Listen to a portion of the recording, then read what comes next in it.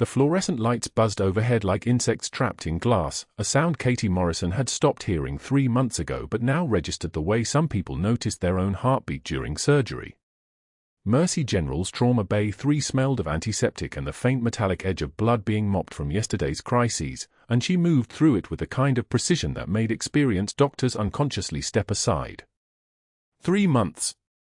That's all it had taken for her hands to remember this rhythm, the monitors, the 4 lines, the careful choreography of saving lives in a room where every second mattered and panic was a luxury no one could afford. The patient on the gurney had been sedated for 2 hours. Navy SEAL, admitted through emergency with a penetrating trauma to the left shoulder, the kind of wound that told stories to anyone trained to read them. Katie knew how to read those stories. She'd been reading them for 18 years before the Navy erased her completely, ordered her to disappear after Kandahar, after the compound fire, after pulling 15 sailors from burning buildings when the official record said the operation never happened. She was Katie Morrison now, just a nurse at a Denver hospital. That was the only truth that mattered. She adjusted the patient's gown, checking the dressing over his shoulder with the detached professionalism of someone who'd done this 10,000 times. Her fingers moved on their own, muscle memory made physical. The gown shifted. She caught sight of his inner forearm and stopped breathing. Faded ink. Old tattoo. Her own name, written in military script below a combat medic symbol. The letters were blue-black, the kind of permanent mark a person carried after seeing something they couldn't unsee, something they needed to remember even when they'd been ordered to forget. Her hand trembled once, just once, and she pressed it against the cold stainless steel of the forepole until the movement stopped. The patient's eyes opened briefly, morphine-clouded and glassy, scanning the room before settling on her face. No recognition. Nothing. Just the confused gaze of a man swimming through narcotics, unaware that the woman standing over him was the reason he was still alive, the reason he'd gotten off that mountain in Kandahar with any pulse at all. Katie took one measured breath. Then another. She reached for the clipboard hanging at the foot of the bed and made a note about the dressing integrity, her handwriting steady as a surgical laser. The tremor in her left hand, the one that came on cold mornings or when she heard helicopter rotors, had stilled. Control. Composure. The same mask she'd worn for 3 months at Mercy General, the same mask she'd worn for 18 years before that. Getting attached to the pretty soldiers now, are we? Dr. Hargrove filled the doorway like a storm system, broad-shouldered and expensive in a way that only old money and country club memberships could purchase. His voice carried the casual cruelty of a man who'd never been told no, who'd built his entire career on the assumption that competence was his natural inheritance and everyone else's obligation. He was studying her with the expression of a predator who'd caught movement in peripheral vision, not hunting yet, just noticing. Just beginning to understand that something in his territory didn't fit the usual patterns. Katie finished writing. Patient vitals are stable, doctor. BP 118/76. O2 sat 97% on room air. No complications from the intubation. I asked you a question. She turned to face him, meeting his eyes without any of the deference that usually came naturally in these moments. It was a mistake. She knew it immediately. The composure was there, solid as concrete, but she'd let something show, something in her bearing, the way she stood at full height instead of the slight forward lean of self-consciousness that most junior nurses carried. Hargrove's jaw tightened. He was seeing something that threatened him, though he wouldn't have words for it yet. Not yet. My apologies, doctor. No attachment. Routine care for a routine admission. The lie came smoothly because she'd practiced it for 3 months at Mercy General, practiced it for 18 years before Kandahar. Routine. That was the only acceptable way to move through the world when you'd once pulled burning men from burning buildings and been told to forget all of them, especially the ones who'd survived. Especially the ones who'd gotten her name tattooed on their skin as proof that she'd existed, that she'd mattered, that the Navy's official erasure of her service couldn't actually make her disappear. Hargrove studied her for another moment, then glanced at the patient, at the faded unit patch visible along the inside of the Navy SEAL's jacket collar where it hung on the chair beside the bed. Katie watched him register it. SEAL Team 3. Davisville. She'd served with some of them, the ones whose names she couldn't speak anymore because officially they'd never existed either. Make sure his medications are logged correctly, Hargrove said, the words carrying the subtle authority of a man accustomed to being obeyed. We can't have any irregularities in the paperwork. Hospital policy is very strict about that sort of thing. He left before she could respond, his shoes clicking against the tile floor in a rhythm that sounded like the countdown to something. Katie exhaled, a long slow breath that released nothing. The patient on the gurney didn't stir. His forearm with her name tattooed on it rested on top of the blanket, exposed and vulnerable and carrying secrets that no amount of official erasure could actually kill. She finished the vitals check and stepped into the corridor, where the bustle of the trauma bay continued its organized chaos around her. A stretcher wheeled past, wheels squeaking in that particular way that made her shoulders tense even though she'd convinced herself 3 months ago that she wasn't a combat veteran anymore, wasn't someone who'd learned to read danger in every ambient sound. The intercom crackled, Dr. Hayes to cardiology, Dr. Hayes to cardiology. Fluorescent lights hummed overhead. The smell of antiseptic was overwhelming in the hallway, stronger than in the bay, and she stopped for a moment to let her sense of smell recalibrate. Hargrove was in his office on the 3rd floor. She knew this because she'd reviewed the hospital organizational chart during her first week, the same way she'd studied every fire exit, every back stairwell, every access point and security camera placement. Survival required maps. Survival required knowing exactly how fast you could move from any point in the building to any other point without being observed. She'd learned that in Kandahar. She'd learned that before Kandahar. She'd learned that survival was a technical skill that could be practiced and refined, the same way you practiced an intubation or a central line placement. His office door was open. She could see the edge of his desk from the hallway, the folders stacked with military precision even though nothing about him suggested he'd ever served. She watched him pull a thin file from his cabinet, her personnel file, she realized with that particular cold clarity that came when danger shifted from theoretical to present tense. 3 months at Mercy General. That's all they'd given him to examine. The Navy had done good work when they erased her. The file was almost empty, just enough information to make her hireable, not enough to make her remarkable. Katie.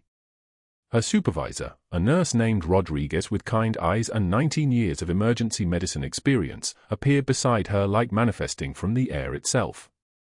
You finished with Bay 3? Yes. Patient stable. No complications from the intubation. Vitals holding steady. Good work. You're naturally gifted at this, you know that. Rodriguez smiled, the kind of genuine expression that Katie had learned to recognize and categorize separately from the smiles that came from people who didn't mean them. Some nurses take years to get that kind of calm under pressure. You walked in here with it. Katie didn't respond immediately. The compliment hung in the air between them, and she examined it the way she'd examine a patient's EKG, looking for irregularities, for anything that might indicate threat or exposure. 18 years of military service and they'd sent her into a civilian hospital with barely any cover story. 3 months of quiet work and someone was already noticing something that shouldn't be noticeable. Someone was already asking questions that had no safe answers. Thank you, Katie said finally, and the words came out in a voice that was softer than it needed to be, slightly deferential. I take the work seriously. It shows. Rodriguez glanced at the files in her hands. Break room is empty if you need some coffee. You look like you could use a minute. That's when Katie understood that Rodriguez meant well but had seen something too. Not who she was, not yet, but that something was different about her.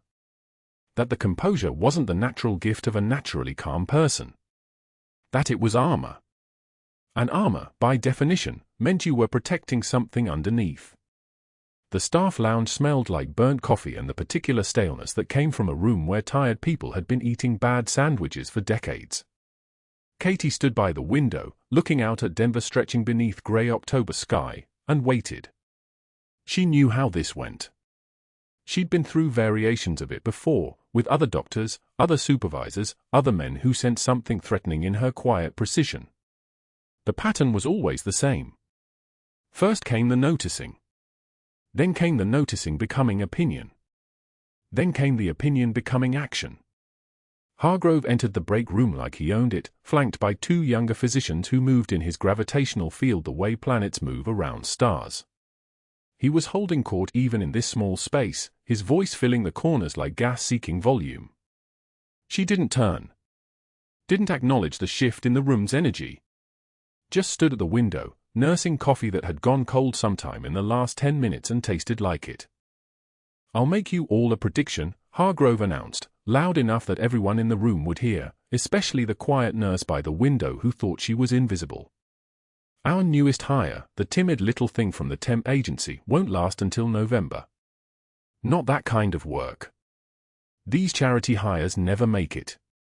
She'll figure out pretty quick that real medicine requires a backbone, and they broke hers years ago." The coffee cup was still in her hand. She could feel its weight, the slight warmth it retained, the ceramic edges smooth against her palm. One of the younger doctors laughed, a nervous sound that suggested he knew Hargrove was being cruel but didn't have the architecture to object. The other one said nothing. Just stood there in his expensive shoes, waiting to see which way the wind would blow him.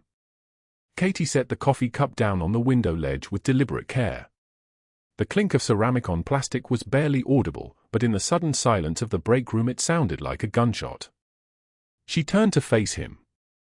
Not quickly, not with any aggression in the movement. Just turned, the way someone turns when they've decided it's worth engaging with something. "Your insecurity is showing, Doctor." The words came out quiet. Not soft, quiet, which was different. Quiet had authority behind it. Quiet had spent 18 years learning that volume was for people who weren't sure they'd be heard. She watched Hargrove's face register the comment, watched him try to decide if he'd actually been insulted or if she'd just said something that could be dismissed as the natural confusion of someone socially beneath him. There was a single tear on her left cheek. She felt it more than saw it, a cold line of salt water that had escaped her control the way a single breath sometimes escapes a diver. She raised her hand and wiped it away, and kept her eyes locked on Hargrove's the entire time. The tremor was finished. The moment was finished. What happened next would determine whether 3 months at Mercy General meant anything or whether everything was about to get very complicated. Hargrove smiled.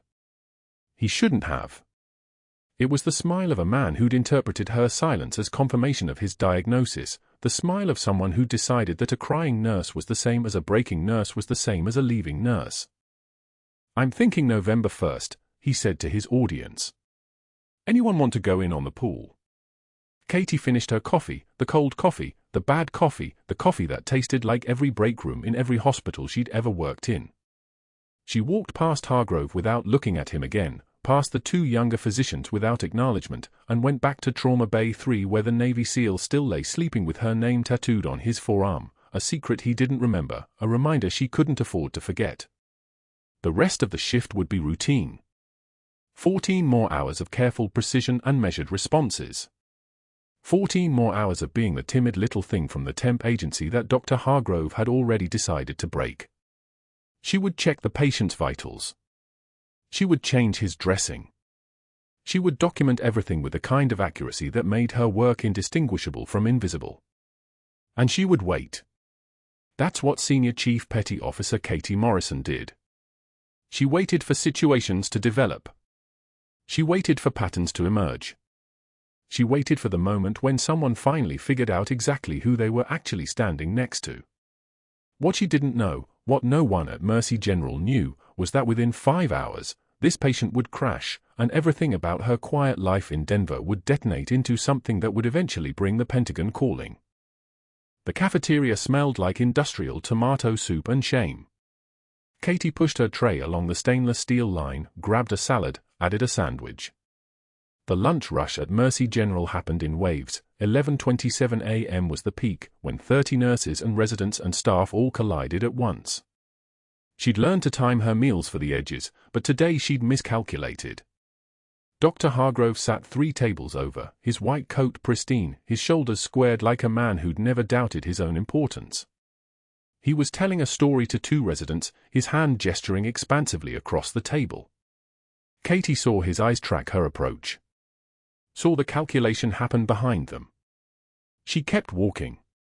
Her foot never touched the ground. Hargrove extended his leg directly into her path with the casual precision of a man certain there would be no consequences. The tray caught his shoe and gravity finished the work. Soup exploded across the tile in an orange arc. The sandwich spun through the air. Silverware scattered like shrapnel, each piece hitting the floor with its own distinct metallic ring. The cafeteria went silent. 30 conversations stopped mid-sentence. Forks paused halfway to mouths. Katie didn't move. She stood there for 2 full seconds, looking down at the wreckage at her feet, bits of letters clinging to her shoes, soup pooling beneath her scrubs, and she felt something fracture behind her ribs. Not her composure. Never her composure. Something deeper. Something that remembered Kandahar.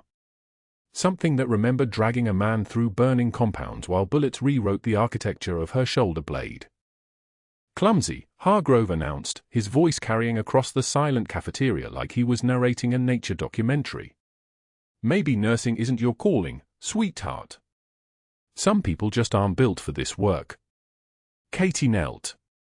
She picked up the first piece of silverware, a fork, bent slightly from impact. Then the knife. Then the spoon. She gathered the paper napkins that had exploded everywhere, wiped the tile with methodical precision. Someone should have helped her. No one did. Hargrove watched with the expression of a man who'd just proven his theory about her place in the world. When she stood, her hands were steady. Her voice, when she spoke, came out quiet enough that people had to lean forward to hear it. Your insecurity is showing, Doctor. She said it without anger. Without heat. Just a statement of fact, delivered in the tone someone might use to mention the weather.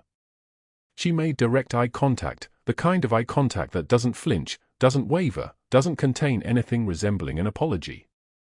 Then she walked away, leaving him standing there with his mouth half open, looking like she'd just announced he was transparent. A single tear tracked down her left cheek as she moved toward the trash bin. She didn't hide it. Didn't turn away. Just let it fall while her shoulders remained straight and her stride remained measured. That tear wasn't weakness. That tear was discipline.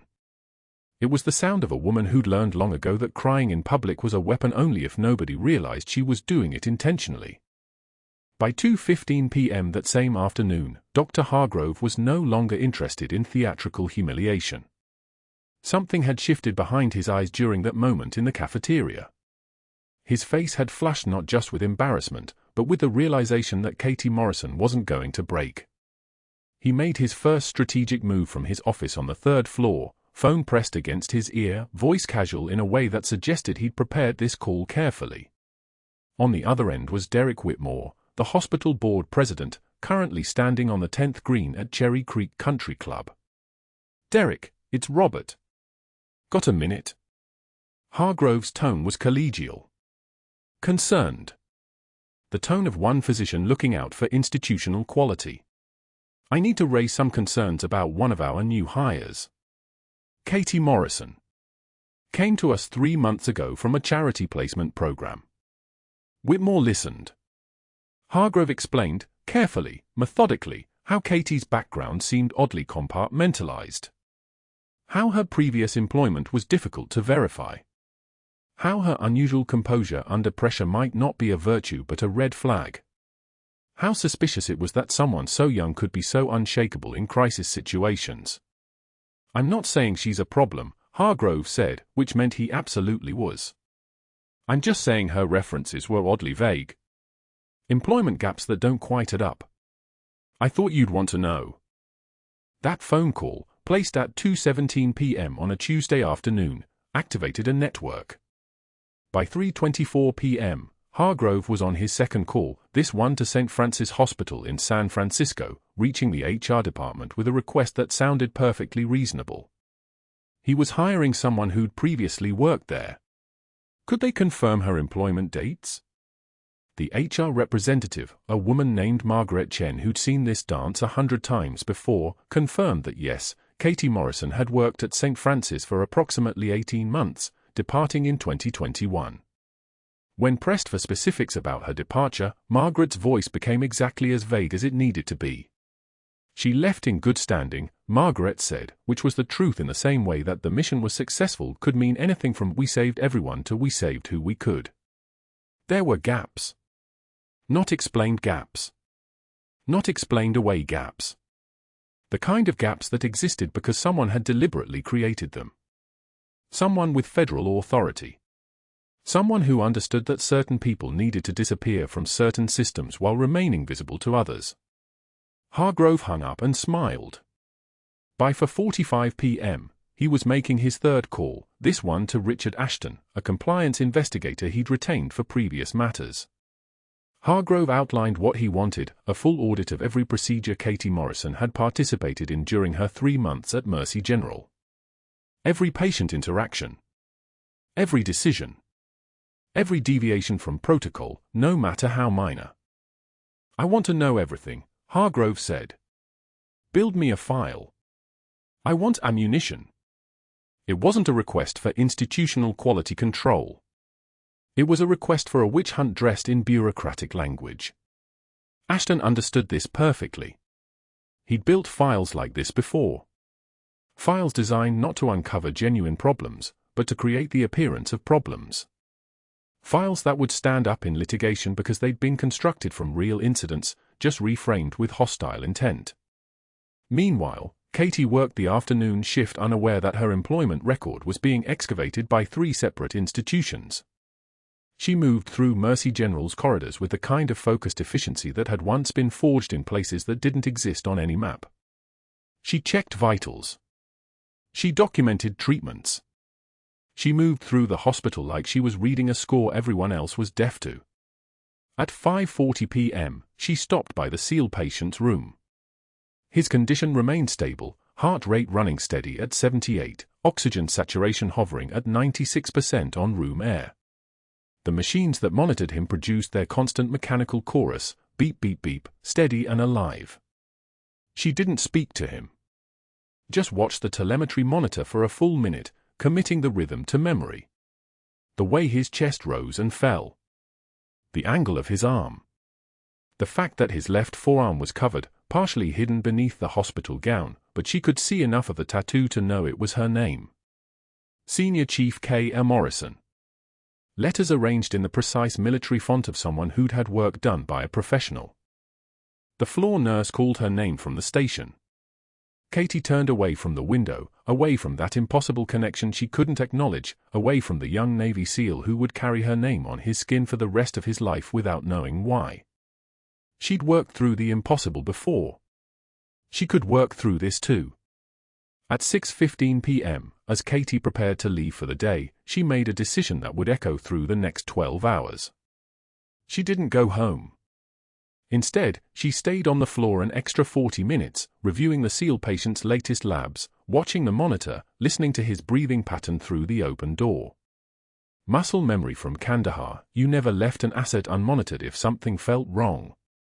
Something felt wrong. Not in the data. The numbers were stable. Perfect, even.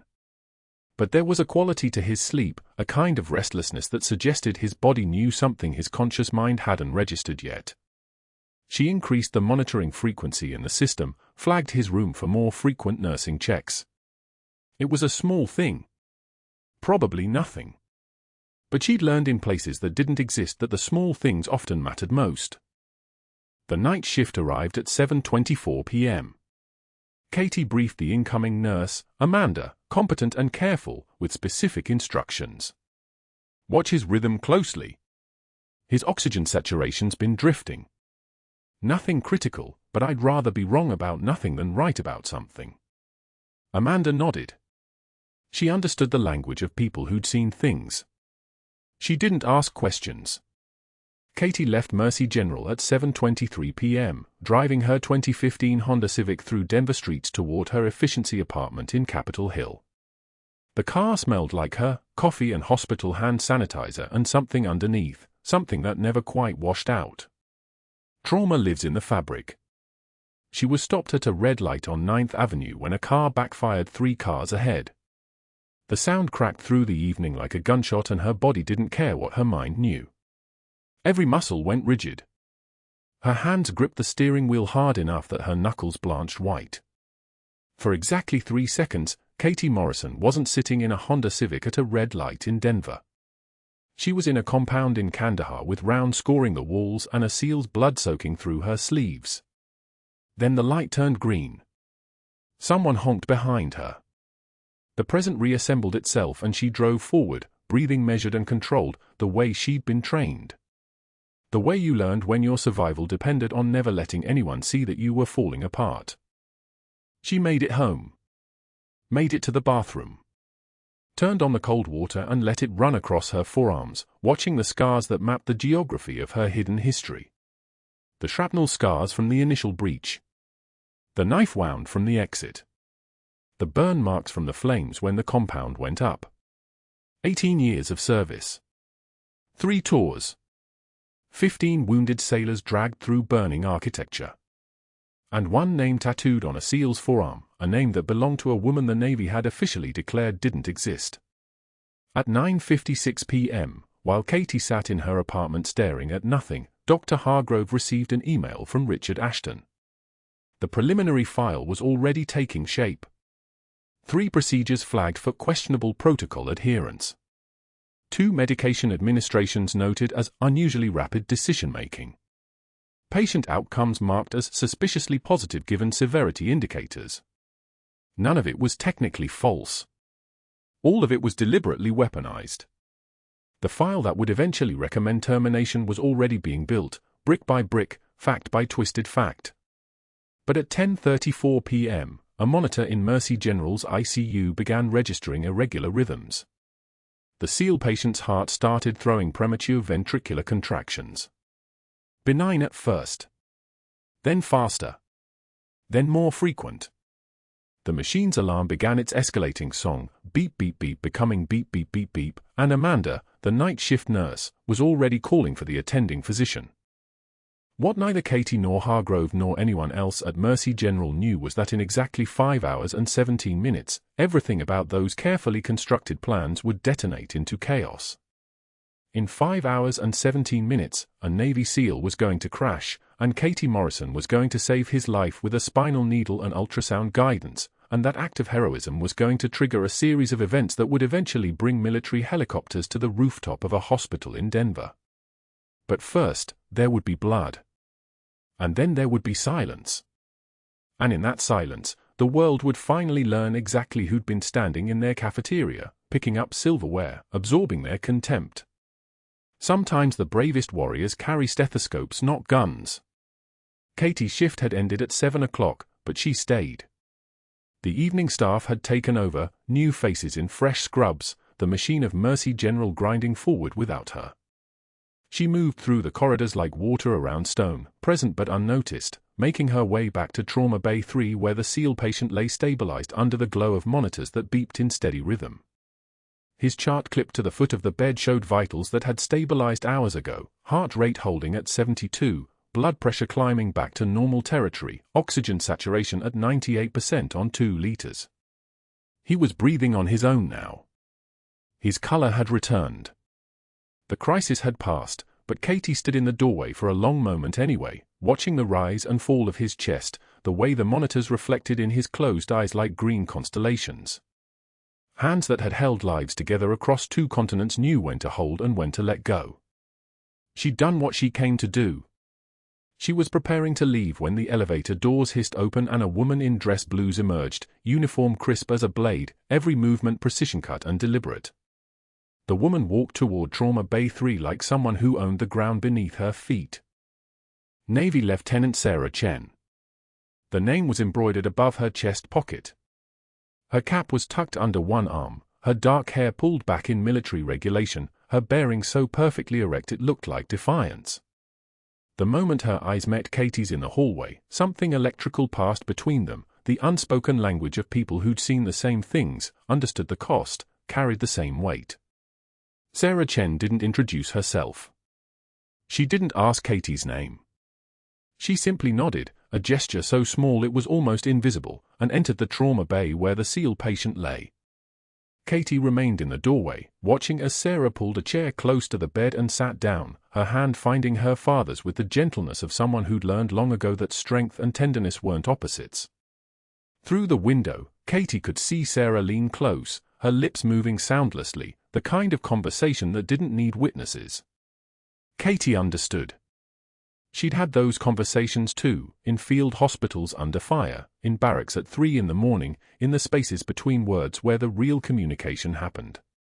She turned to leave, but Sarah's voice stopped her. "Thank you." 2 words, delivered with military brevity but carrying the full weight of a daughter's gratitude and something deeper, recognition, perhaps. Or the acknowledgement that Katie hadn't just been a nurse on duty. She'd been something else entirely. Katie met her eyes across the hospital room and gave the smallest nod. No words necessary.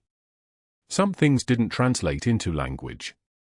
Sarah turned back to her father, and Katie walked away, her footsteps silent on the tile, her hand still feeling the phantom weight of the patient's name inked across her own skin, a connection that had begun in smoke and gunfire and had somehow traveled across years to resurface in a Denver trauma bay. The night shift settled around her like a familiar coat as she made her way toward the nurse's station, where charts waited and monitors hummed their endless electronic lullaby. The clock on the wall of the break room read 11:08 p.m. when the alarm began. Not a gentle alert. Not a single beep requesting attention. The monitor in Trauma Bay 3 screamed, a sustained, piercing wail that cut through the building like a siren, like artillery, like the sound of something breaking that shouldn't break. Katie's head snapped up from the intake form she'd been pretending to complete. Her body was already moving, muscle memory taking over before conscious thought could catch up, the kind of reflexive motion that came from a decade and a half of emergency response across 3 continents.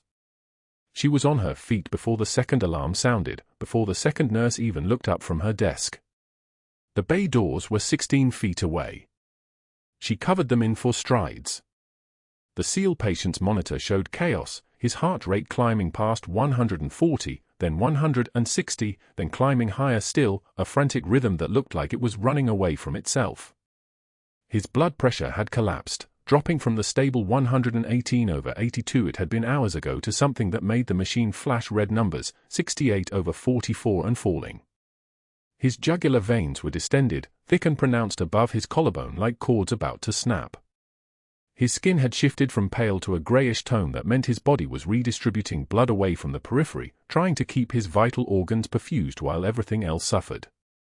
The clinical signs assembled themselves in Katie's mind like a puzzle clicking into place, muffled heart sounds from the previous examination, now hypertension, neck vein distension, tachycardia, the classic triad. Blood was filling the pericardial sac around his heart again, likely from a slow internal bleed that had been building for hours, accumulating milliliter by milliliter until the pressure had finally reached critical mass. His heart couldn't pump against that pressure. It was being strangled by its own protective membrane. "Get me the crash cart. Now." Katie's voice had shifted. The deferential nighttime whisper was gone. What emerged was something harder, something that had commanded teams through combat zones and expected immediate obedience. The senior nurse on the night shift, a woman named Rodriguez who'd worked ER for 8 years, didn't hesitate. She was already moving, already radioing for additional staff, already calling a code blue that would bring every available physician within 2 minutes. Katie was already at the bedside, her hands moving with the terrifying fluid precision of someone whose muscle memory had been trained across thousands of hours of crisis management. She checked his airway. Patent. She listened to his lungs. Diminished on the left. She palpated his abdomen for rigidity, checking for active bleeding in the peritoneal cavity. The abdomen was soft, distended slightly, fluid moving beneath the skin with the weight of blood that had accumulated somewhere it didn't belong. His eyes were closed. Consciousness was slipping. The blood pressure was now 58/38. Falling. Still falling. The footsteps came before the voice did. Dr. Hargrove burst through the bay doors with the velocity of a man who'd been waiting for an excuse to assert dominance, his face already arranged in an expression of controlled outrage. Behind him, 2 residents and a nursing student, all moving at his pace, all carrying the weight of his authority. Hargrove's eyes went to the monitors first, reading the chaos, processing the danger, his jaw tightening almost imperceptibly. For one fraction of a second, his face showed something that looked like genuine concern. That expression lasted approximately 1 second before his need to establish hierarchy reasserted itself with visible force. Step back from that patient. The command wasn't delivered to anyone in particular. It was delivered to the room. Nobody touches this patient until cardiology arrives. I'm paging them now. He was already reaching for his phone, his fingers moving with the practiced efficiency of someone who'd spent years summoning consultants. Katie heard the phone click open. She heard him punch in numbers. She kept working. Her hands found the ultrasound machine that was already being wheeled in by Rodriguez, already being positioned at the bedside. Katie pressed the transducer against his chest and the screen lit up with the internal architecture of his heart, the 4 chambers, the valves, the electrical signals firing in desperate patterns. And surrounding it all, like water filling a well, was the pericardial fluid. Not blood anymore. Hemorrhage. Dark, thick, accumulating.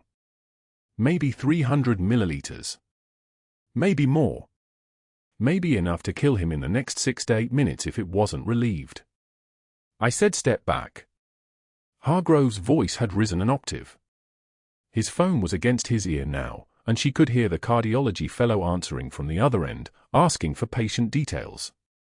Hargrove rattled them off: name, age, diagnosis, presenting symptoms, building his case, establishing his authority, preparing the consultants to arrive and take over, to thank him for preserving the patient until the experts could arrive. Katie looked at the monitor, blood pressure 54/36. The patient's heart was being compressed. Every beat was against pressure it couldn't overcome. Every heartbeat was using oxygen that wasn't being delivered to the brain. You are not authorized for pericardiocentesis.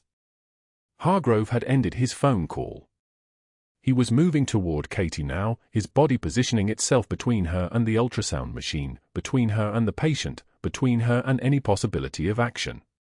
Step back or I'll have security remove you. This patient requires a cardiologist, not a nurse with delusions of competence. The words were audible, but they were also somehow distant, the way words became distant when Katie's attention had already shifted fully into the space where medicine and physics intersected, where blood pressure was information and oxygen saturation was data, and the declining numbers on the monitor were a countdown that had maybe 4 minutes of margin left in it. Blood pressure 48/30.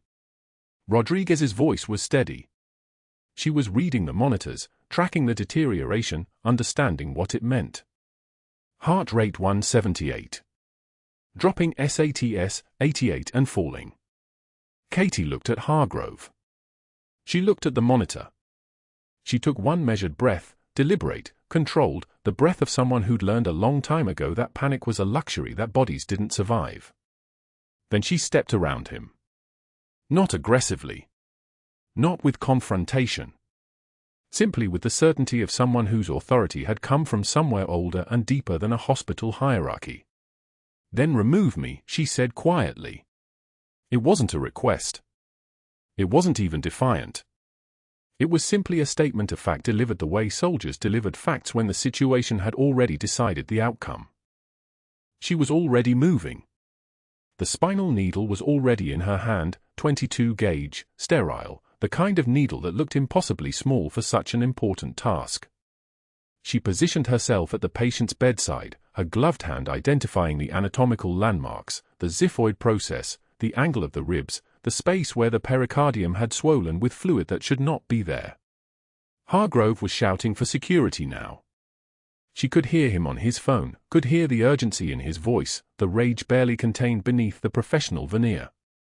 But his words were becoming background noise, the way enemy gunfire became background noise when the objective was clear and time was running out. She prepped the skin with chlorhexidine, the smell of antiseptic sharp and immediate and familiar. The ultrasound probe was positioned.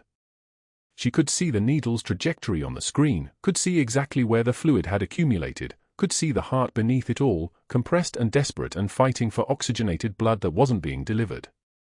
She advanced the needle. 45 degrees.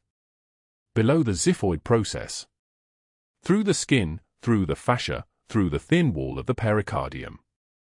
The resistance changed. She was inside.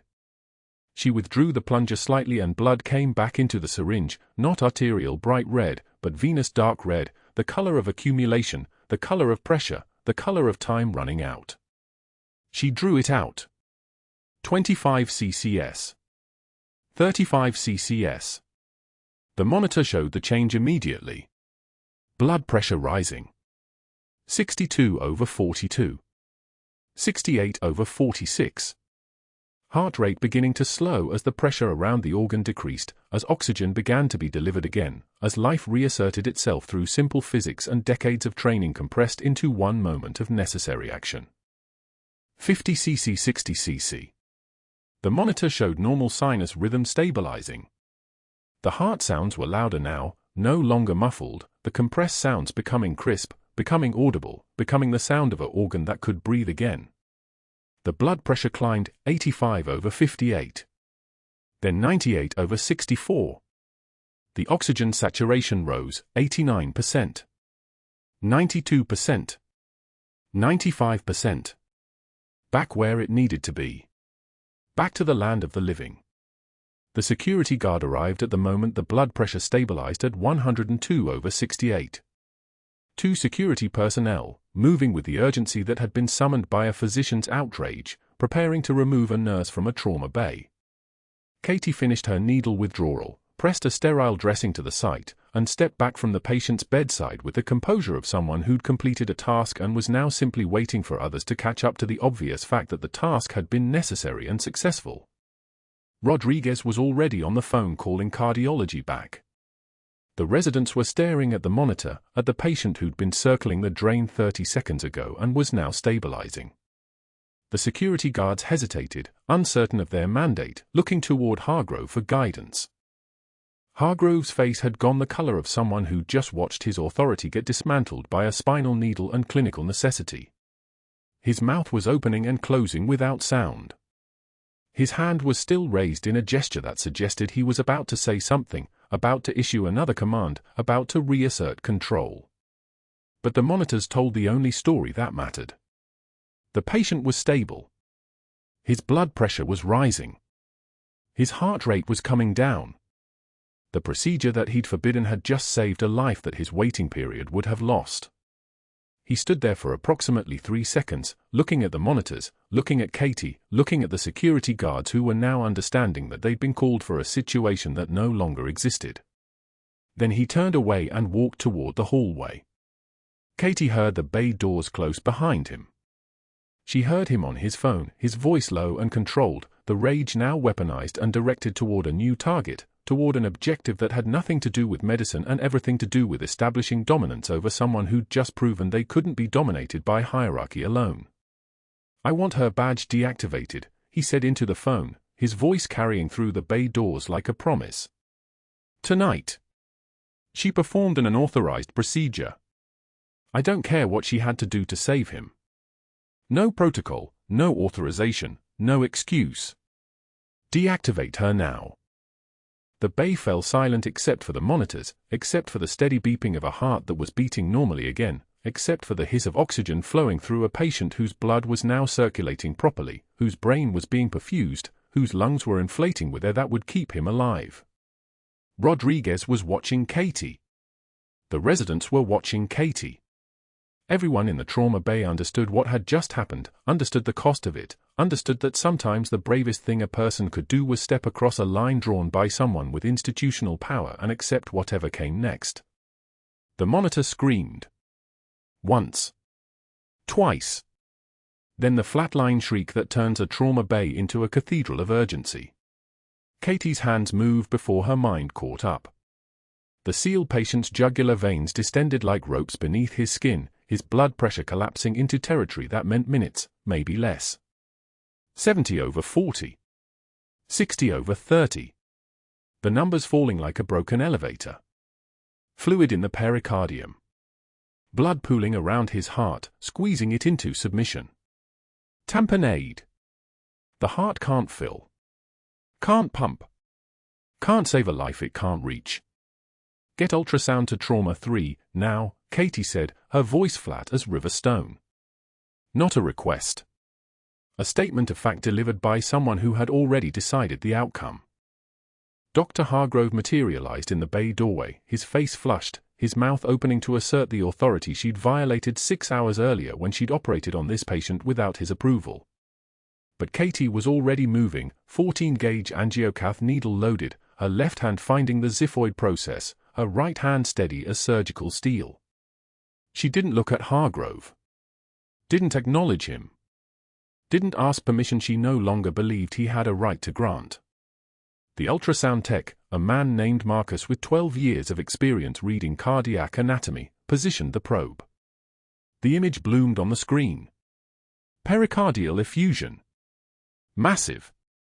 Dark. Blood. Katie's needle entered at the xiphoid costal angle, angled toward the left shoulder, her fingers reading the anatomy through skin and muscle like a blind woman reading Braille. 2 centimeters. 3. The needle whispered through tissue. The hiss of air escaping. A small sound that meant everything. The syringe flooded with dark blood, thicker than venous return, the color of iron and desperation. She withdrew 60 milliliters. Then 80. The pressure releasing like a held breath finally exhaled. O2 sat climbing, a resident called out. 72. 78. Katie's jaw clenched once. Just once. A microcosm of satisfaction she allowed herself for exactly 1 second. 84. Heart rate normalizing. Sinus rhythm, the resident continued, voice climbing toward hope. Dr. Hargrove had disappeared from the doorway. Katie heard him 3 trauma bays over, screaming into the phone at cardiology. Paging. Demanding. Arriving too late to lead anything except maybe his own dissent.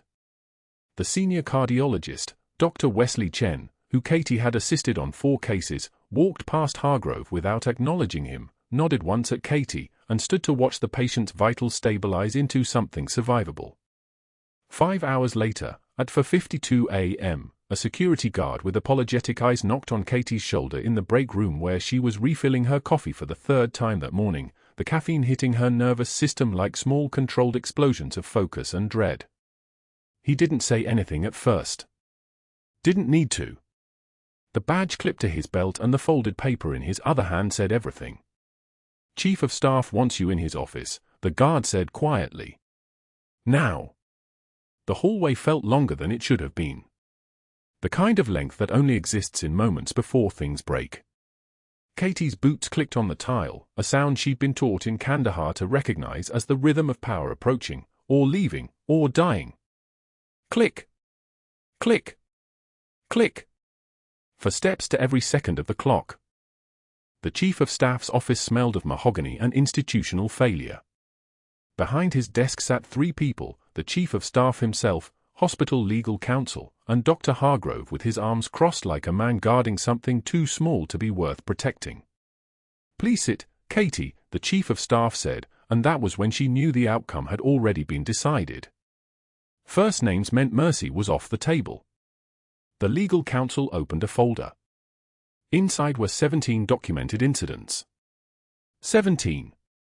Some were real, the unauthorized pericardiocentesis, the procedure that had saved a man's life by violating explicit physician orders. Others were inventive. Pattern of insubordination. Failure to maintain appropriate hierarchical protocol. Suspicious competence under pressure. That last one made Katie's vision narrow to a pinpoint, but she didn't move. Didn't react. The trembling wasn't fear. It was restraint. Dr. Hargrove has documented a concerning pattern, the legal counsel continued, pushing papers across the desk like dealing cards. While we acknowledge your actions last night resulted in a successful outcome, the manner in which you executed that outcome, without physician authorization, performing a procedure outside your stated scope, creates significant liability. Katie stared at the papers. Her hands were folded on her lap. She was dressed in her civilian scrubs, teal and unremarkable, the kind of clothes that made her invisible to everyone except people who knew what to look for. She was exactly what they needed her to be, a quiet problem that could be solved with a few forms and a security escort. Effective immediately, you are suspended pending a full investigation, the chief of staff said. His voice had the practiced sympathy of a man delivering news he'd learned to deliver with compassion, which somehow made it worse. Your badge is deactivated as of this moment. Security will escort you to collect your personal belongings from your locker. Dr. Hargrove permitted himself a small smile. Just barely visible. Just enough to show her he'd won. Katie stood. Didn't speak.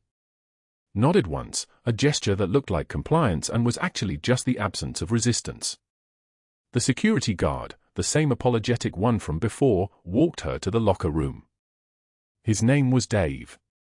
He'd worked at Mercy General for 8 years. He'd never said anything unkind to her. Now he couldn't meet her eyes as he unlocked her locker and began placing her belongings into a cardboard box. Her spare shoes. Her extra stethoscope. A photograph of the Colorado mountains she'd taped inside the door in her first month, when she still believed that civilian life was survivable, that she could disappear into Denver and be just a nurse instead of a senior chief petty officer hiding behind a first name and a background check that had exactly 4 holes in it that someone competent could drive a truck through. The box filled. Dave sealed it with gray tape and handed it to her without speaking. Behind him, through the break room windows, Katie could see Dr. Hargrove in his office 2 floors up, watching, his arms still crossed, his jaw working the victory around like something to savor.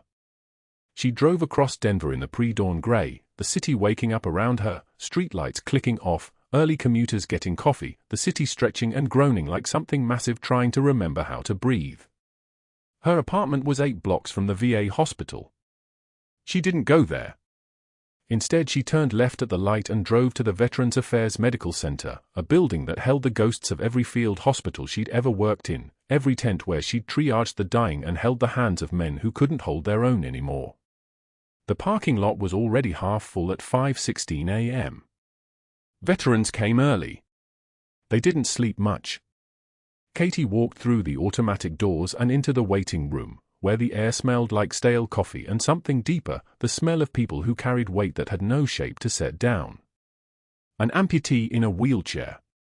A woman with prosthetics on both legs.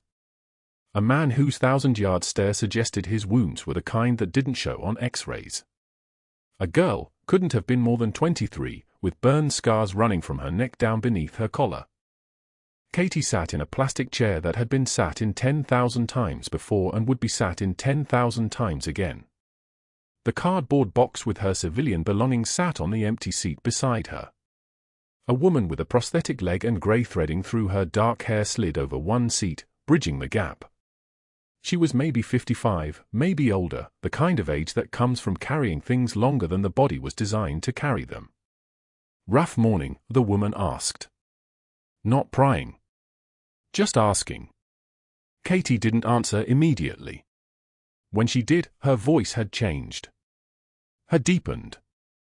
Had become something closer to what it actually was. Navy. Senior Chief. But that's classified. The woman nodded like the words made sense. Like classified meant something other than erased. She reached into a thermos and poured coffee into the cap and handed it to Katie. It was still steaming. Still hot. They sat in silence. Around them the waiting room breathed, fluorescent lights humming their constant white noise, the distant sound of morning television playing too loud in someone's room, the soft squeaking of a wheelchair. The coffee was black and bitter and real. Katie's phone buzzed. Unknown number. She looked at it without lifting the phone. Looked at it again when it buzzed a second time. A third. She didn't answer. The waiting room held her like a harbor holds broken ships, not fixing them, just preventing them from sinking immediately. The woman beside her sipped coffee and didn't speak and didn't ask why a woman in teal scrubs was sitting in a VA hospital at 5:11 a.m. with a cardboard box containing everything she was allowed to have. Katie's phone buzzed again. For calls? 5. Unknown number, but the persistence suggested something institutional. Something official. She set the phone face down on her thigh and didn't answer. This was rock bottom. This was the erasure that had been ordered in Kandahar crystallizing into something real, not just her service erased, not just her identity buried, but now her employment terminated, her competence weaponized against her, her own hands used as the evidence of her crime. She had saved a man's life and lost everything for it. The woman beside her stood up, limped toward the reception desk, was called back to a room. Katie remained alone in the waiting room, surrounded by other people's ghosts, invisible and exactly what she'd been trained to be. Unknown number. The phone buzzed again. She still didn't answer. But somewhere in the city, 3 Black Hawks were already running their engines to temperature, and a team of Navy personnel in dress uniforms was being briefed on a location, and a conversation was happening in a secure line that began with the phrase, "We found her." That evening, the VA hospital waiting room held the weight of invisible wars. Katie sat among the veterans she'd once treated in field hospitals, men with scars that told stories no one asked about, women with eyes that had seen things civilians couldn't comprehend. She was one of them now. Invisible. Erased. A cardboard box with her personal belongings sat on the floor beside her chair. The fluorescent overhead cast everything in a cold institutional glow. Around her, televisions murmured. Someone coughed. A nurse called a name. Katie didn't look up. She'd spent 15 years pulling wounded sailors from burning compounds in Kandahar, and now she couldn't even hold a job in peacetime. The irony tasted like copper and shame. At 10:15 a.m. the next morning, the sound arrived first. A deep percussion that made the windows of Mercy General rattle in their frames. Rotor wash. 3 Black Hawks descended onto the helipad with the precision of birds recognizing their nest. The blades beat the Denver air into submission. Staff members froze mid-stride. Physicians looked up from charts. One nurse whispered, "What is this, a drill?" It wasn't a drill.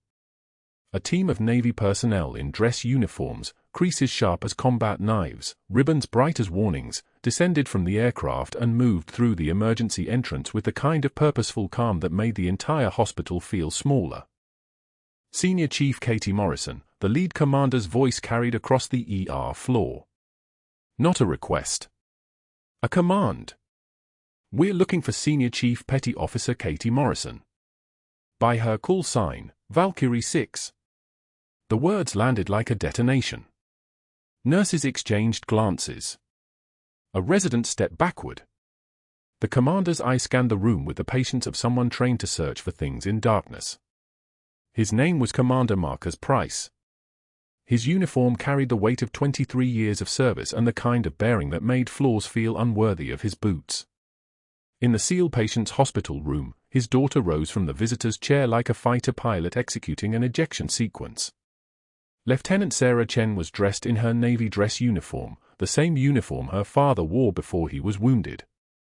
Her voice, when she spoke before the assembled hospital board in the conference room minutes later, carried the precision of someone who'd been trained to deliver critical information under fire.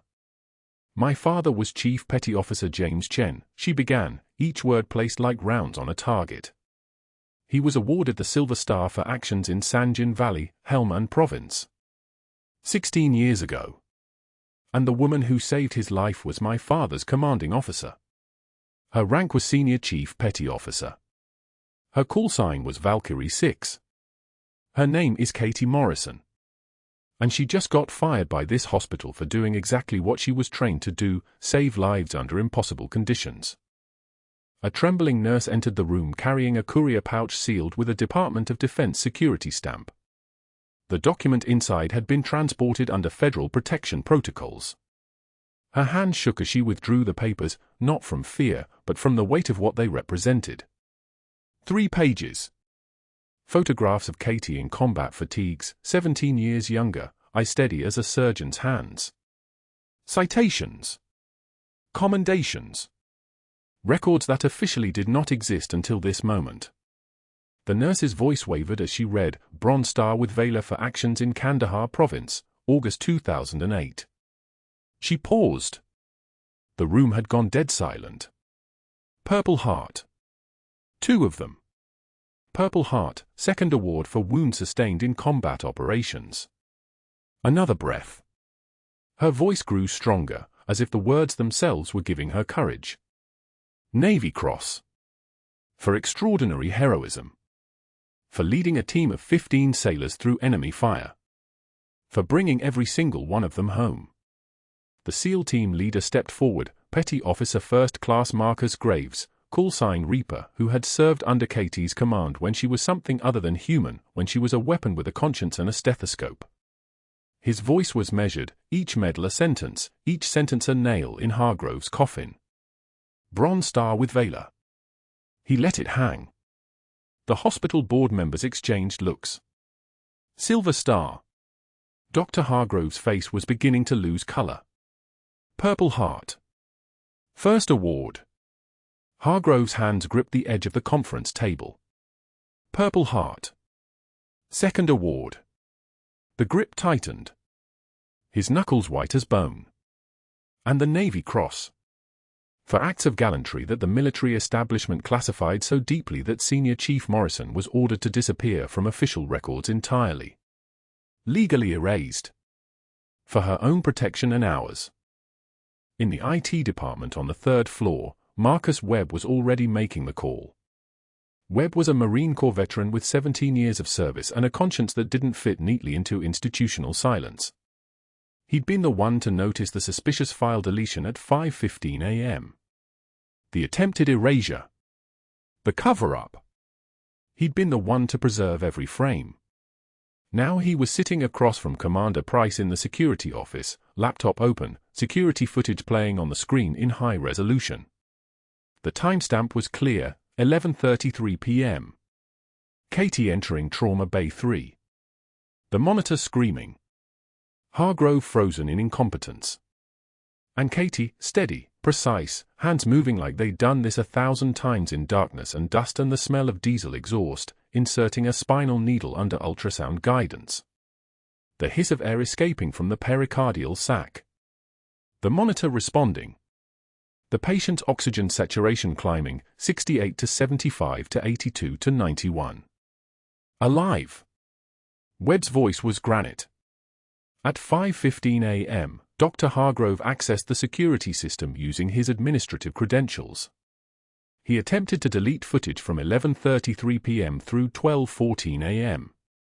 I intercepted the deletion at 99% completion and preserved all frames as evidence. I reported this to FBI oversight 30 minutes later. He paused. Sir, he interfered with emergency care. He attempted to destroy evidence of a federal witness in protective status. And he did it to cover up his own inadequacy. FBI agents arrived within the hour. They took Dr. Hargrove into a conference room. The interrogation lasted 47 minutes. During that time, Katie was being driven back to Mercy General in the back of a Navy sedan, Commander Price sitting beside her in silence. When they arrived at the VA hospital's waiting room and Price saw her sitting among the invisible veterans, he did something military protocol didn't technically require.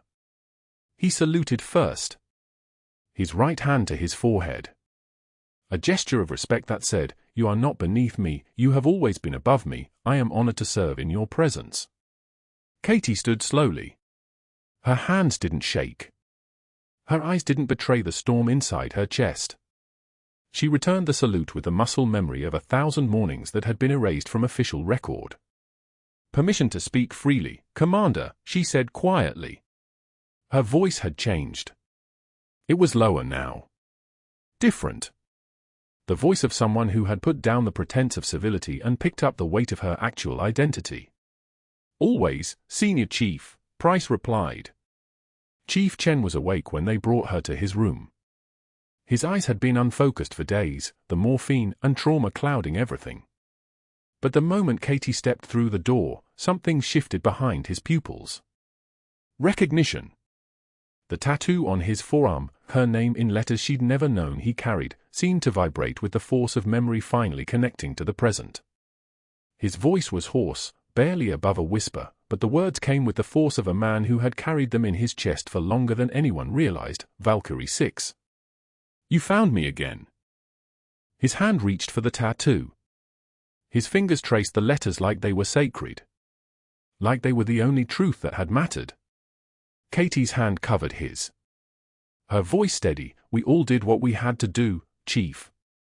Back in the conference room, the compliance investigator, a woman named Dr. Patricia Holloway who had been hired specifically to bury Katie, was reviewing Dr. Hargrove's entire file now that Katie's credentials had been verified at the highest levels of military intelligence. What she found made her feel like someone who'd been asked to build a case against a saint while working for a man made of rotting wood. 3 years of complaints from nurses. 2 previous investigations dismissed due to Hargrove's connections to board members. A pattern of targeting competent staff who threatened his authority. A history of retaliation. Of humiliation. Of calculated, systematic abuse disguised as departmental management. The board members who'd been friendly to Hargrove suddenly became unavailable. Their calls weren't returned. The hospital board president called an emergency session. The decision took 17 minutes. Suspension pending investigation. Badge privileges revoked.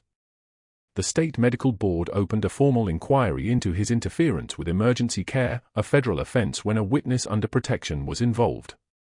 His network, built on the assumption that loyalty and institutional cowardice were eternal, crumbled like a structure made of paper. At 2:51 p.m. that afternoon, security escorted Dr. Hargrove from the building. His expression was the color of chalk. His mouth moved without producing sound. He'd spent months building a case to destroy a woman, only to discover that the woman he'd been trying to destroy was the kind of hero that generals salute first. That the military protects without asking permission. That the federal government moves with terrifying precision when you interfere with one of its own. The parking lot stretched before him like a judgment. His car was in Section C. His future was in sections that didn't exist on any map. 6 months later, Katie Morrison stood in a Pentagon briefing room wearing a Navy dress uniform with ribbons across her chest that told the story of wars no one was allowed to mention. Senior Chief insignia gleaming. The position of Chief Medical Liaison, the bridge between combat medicine and civilian healthcare, the translator between 2 worlds.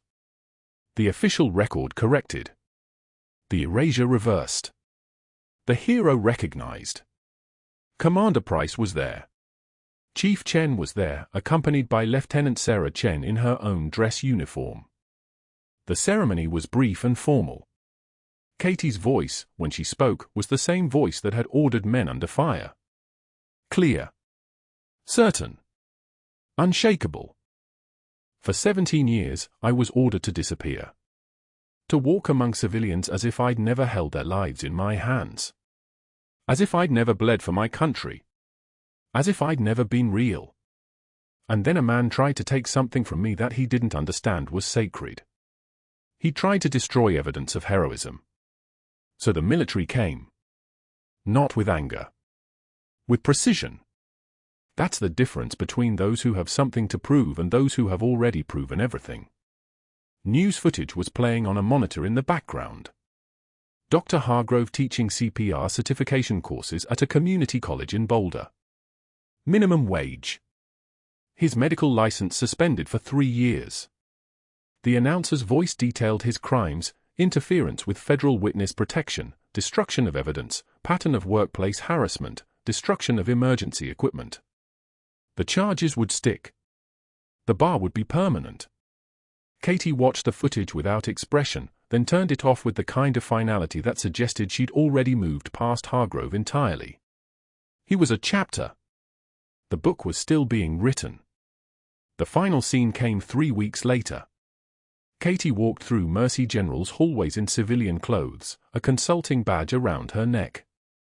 Staff members nodded with respect, not the respect forced by hierarchy, but the respect earned by proven excellence under fire. She entered Trauma Bay 3, the same bay where everything had changed. Where she'd held a man's life in her hands while another tried to destroy her career. Now she was training the next generation. 23 medical residents and nurses. She stood before them in the quiet confidence of someone who had nothing left to prove. Her voice, calm as surgical instruments on a tray, carried across the room. Sometimes the bravest warriors don't carry guns. Sometimes they carry stethoscopes. Sometimes they carry the weight of secrets they're not allowed to tell. Sometimes they just show up and do the work nobody sees. She paused. The room was so quiet you could hear the ventilator wheeze from the adjacent bay. The question is, when that moment comes, when the patient in front of you is dying and everyone else is frozen, will you know what to do? Will you move? Will you act? The young residents understood. They were looking at someone who had moved when everyone else froze. Who had acted when the stakes were absolute. Who carried herself like a monument to the things civilians were allowed to forget but never allowed to deny. Subscribe to the channel. Like this video. And in the comments, tell me, have you ever been underestimated by someone who didn't know your actual value? Katie Morrison was. And she proved it in the most dramatic way possible.